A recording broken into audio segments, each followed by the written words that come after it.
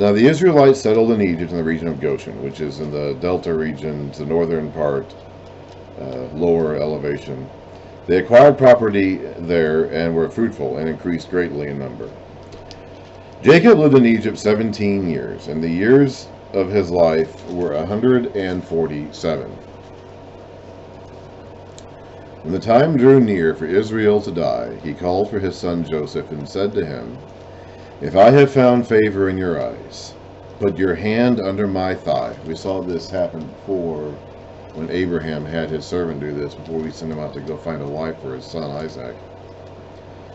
"Put your hand under my thigh and promise that you will show me kindness and faithfulness. Do not bury me in Egypt. But when I rest with my fathers, carry me out of Egypt and bury me where they are buried." "I will do as you say," he said. "Swear to me," he said. Then Joseph swore to him, and Israel worshipped as he leaned on the top of his staff. Or Israel bowed down at the head of his bed. So Israel was still walking with the staff. He still hobbled from this injury that he got in his confrontation with God all those years ago. Sometime later, Joseph was told, "Your father is ill." Uh-oh. Ill and 147. Those two things don't go together well. Those two things don't go together with good outcomes usually. So he took his two sons, Manasseh and Ephraim, along with him. When Jacob was told, "Your son Joseph has come to you," Israel rallied his strength and sat up on the bed. Jacob said to Joseph, "God Almighty, or El Shaddai, appeared to me at Luz in the land of Canaan, and there he blessed me, and said to me, I am going to make you fruitful, and will increase your numbers. I will make you a community of peoples, and I will give this land as an everlasting possession to you and your descendants after you. Now then, your two sons, born to you in Egypt before I came to you here, will be reckoned as mine. Ephraim and Manasseh will be mine, just as Reuben and Simeon are mine." Here's a little hint of what's about to come. He's mentioning the boys in out of birth order. He's putting Ephraim in Reuben's spot as the first, and Manasseh in Simeon's spot as the second, even though Manasseh is actually Joseph's firstborn. "Any children born to you after them will be yours. In the territory they inherit, they will be reckoned under the names of their brothers.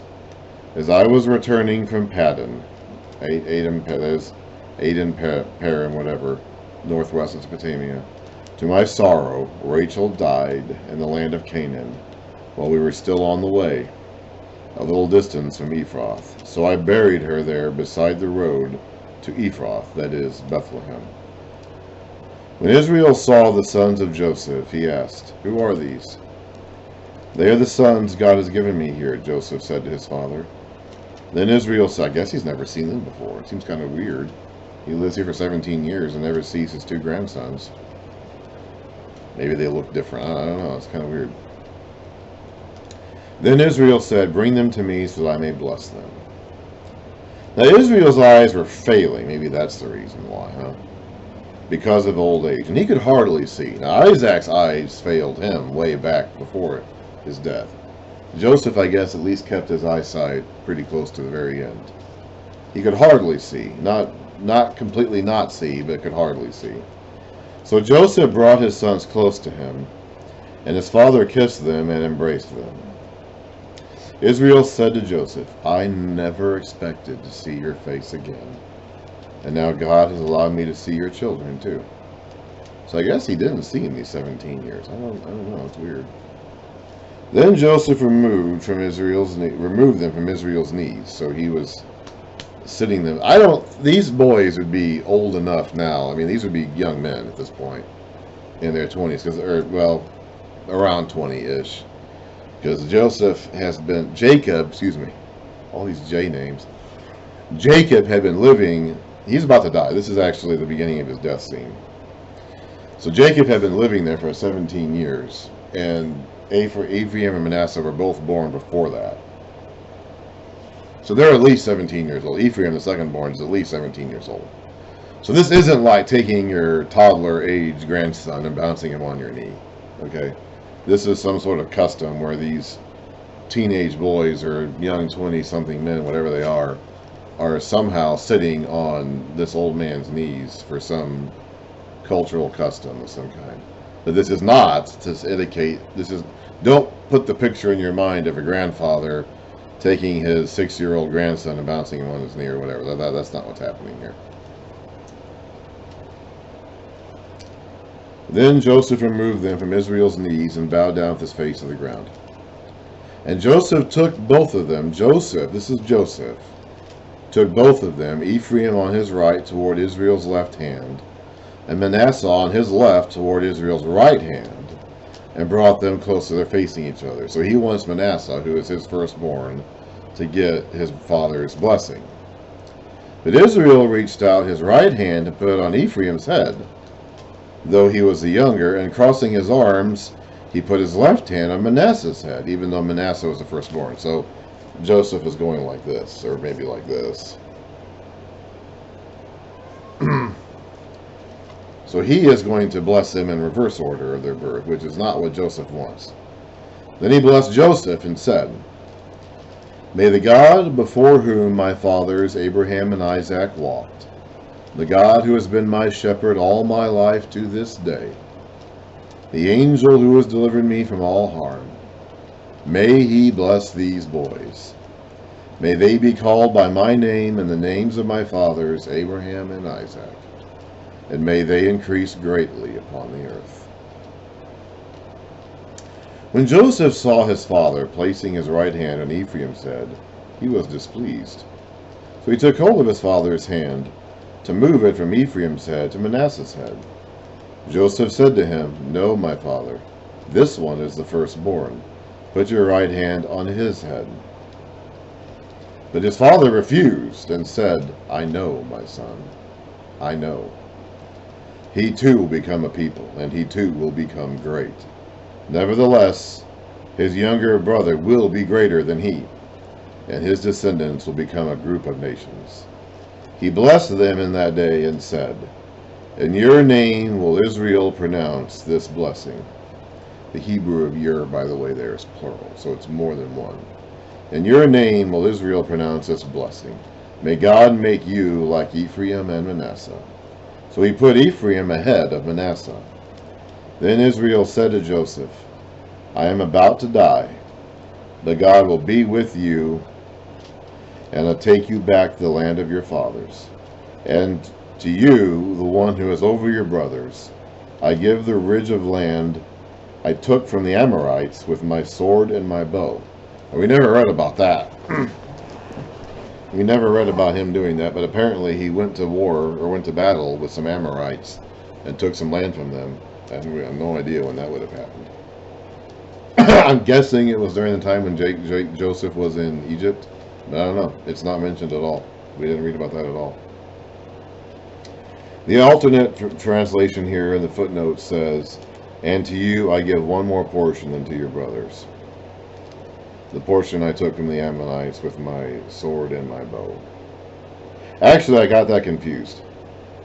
The "your" in the blessing in verse 20, I'm looking at the footnotes down here. You always want to look at the footnotes. The footnotes give you awesome information. The "your" in the blessing in verse 20, your name, is singular. It's the "your" after that that's plural.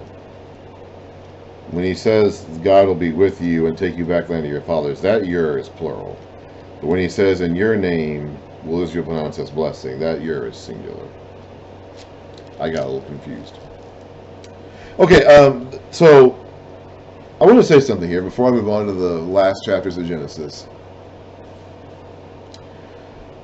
One thing that is very interesting to me about all of these records, and this actually continues even into Exodus, you're going to see this pattern repeated again with Moses and Aaron, is that mankind keeps wanting to bless the firstborn, the actual literal firstborn, the son who came out first. And God keeps putting the blessing on somebody else. We've seen this all the way back to Adam and Eve's first set of children. Cain was older than Abel, and of course then later older than Seth, but it ended up being Abel and then Seth as his replacement who got the blessing. Shem was not, apparently, as far as I can tell, based on the English translation that I have, the firstborn of Noah.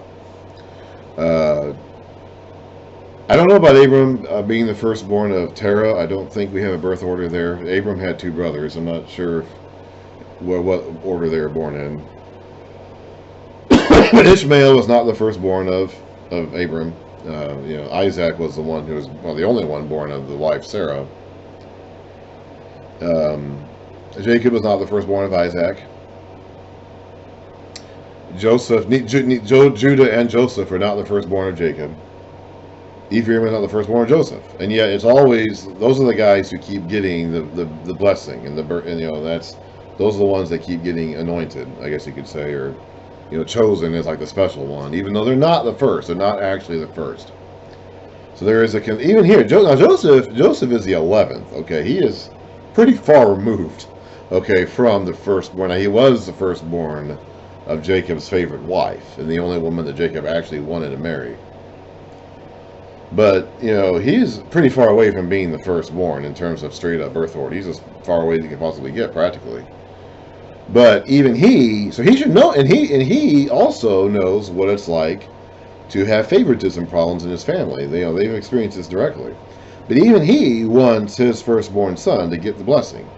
And he gets upset when it's not his firstborn son that gets it. So this is a convention of man that is clearly very prominent in their culture and will continue to be. I mean, just because we have all these examples of sons who are not literally the firstborn sons getting the blessing doesn't mean that man's going to give that up. Man is not going to give up his desire for his actual firstborn son to get the blessing. Even with all these examples of God actually choosing another son, not the actual firstborn. But we have all these. This is one of those things where I think God is just simply teaching us by example, even though we're very slow to learn. It doesn't really matter ultimately what order they came out in, basically. And as I think we can see that demonstrated here clearly, as consistently, generation after generation, God chooses a son who is not the actual firstborn to be the one that gets a blessing. Against what the fathers want, against what the culture wants. And even despite these repeated examples, generation after generation of this happening, it never seems to sink in. And it's going to continue. Moses is not going to be the firstborn son of his parents, whose names I can't remember. They are mentioned. I can't remember them right now. Aaron is older than him. Aaron, at the time of the Exodus, is 83, and Moses is 80. So Aaron is actually older than Moses. So we're going to actually see this pattern repeated of it not being the firstborn, the actual firstborn, who gets the chosen spot. And yet, the emphasis is going to continue to be on the actual firstborn. That's just one of those interesting things there.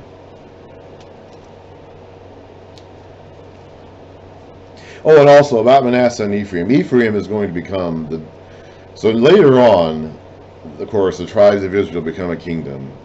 And eventually they're going to split as a kingdom and become two different kingdoms. And Judah will become the only real kingdom, with Benjamin maybe and some of the priests in the south, and then the rest of them are going to be up in the north. And then that northern kingdom of the other tribes, Ephraim will become the dominant force to such a degree that later on the whole northern kingdom is going to be often addressed simply as Ephraim. Some of the prophets that come along during that time are going to address the entire northern kingdom simply by calling it Ephraim. So Ephraim will be the dominant tribe of the north later on in time. Now, of course, so Jacob, theoretically, is speaking this sometime in the 1600s BC. Moses is writing this in the 1400s BC. We're actually talking about a condition that comes along in the 800s, the 900s, 800s, and 700s BC. Okay? Because that's when the time when Ephraim would pull ahead of the others as the dominant tribe of the north in the period of the divided kingdom. So that's several hundred years even after Moses is coming along, let alone Jacob, who is before Moses.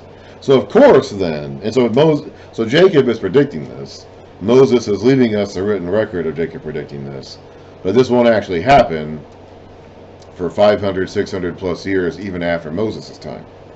So of course then, that's going to make our modern day smart people want to say, well, this couldn't have been written then. Okay? No way this had to have been written like in 600 BC, because by then they'll have known it happened that way. So they're going to write this based on what they know happened, and write it as though Jacob is saying this And so, because that's just how our modern minds work. We don't see this as possible that Jacob could actually make this statement and this blessing, and it ended up being true 800 or so years later. So therefore, we're just going to say, well, it wasn't actually written until afterwards. It wasn't actually written until 500 BC, after it had all happened, and they're writing it as history and making it seem like they're writing it as prophecy or whatever. That's a pretty convoluted argument. If you really, honestly, if you really stop and think about it, the logic there is pretty twisted. It's pretty complicated. I mean, if you really stop and think about what some of these people are suggesting, you'll realize that this is highly unlikely. You know, like human beings don't actually act this way. We'll talk more about it as we go along. We get into those later portions of history when the whole thing was supposedly or suggestively by the smart people today was put together. But when you really stop and think about it, you'll think that's actually a pretty weird way of explaining how these texts came to be, and we don't have any other examples anywhere in the world, anywhere in history of this happening. So it's like that's a head scratcher. But our smart people think about it. That's how our smart people think of it. You know, the smart people have decided that's how it is. Of course, these smart people are the same ones who are running around like chickens with their heads cut off about COVID. Now don't have any idea what to deal with that. But they're the smart people. Okay, we should let them make all the decisions because they're the smart people. Let's go ahead and start a new one.